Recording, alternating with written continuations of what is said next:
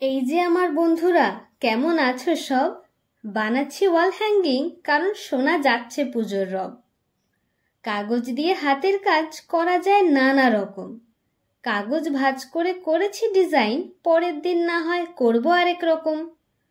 গোলাপি আর সবুজ কাগজের করেছি হাতের কাজ। কেমন হয়েছে কমেন্টে সেটাও জানিও আজ।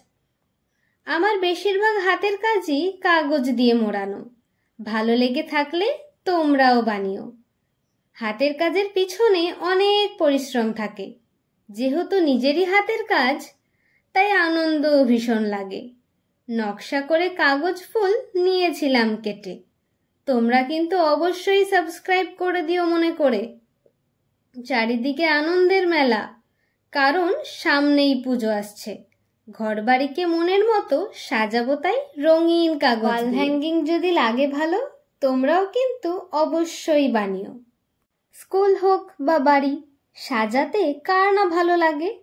কাগজ দিয়েই তো করব কাজ, তাই কমই পুঁজি লাগে। এত সহজ হাতের কাজ, তাও নাকি শুধু কাগজ দিয়েই হয়। স্কুল প্রজেক্ট বানাতে চাও? তোমার আর নেই তো কোনো ভয়। লাল, নীল, কমলা, হলুদ ফুলের নেই তো কোনো শেষ। হাতের কাজ যে করতে পারে, তার কিন্তু ধৈর্য আছে বেশ।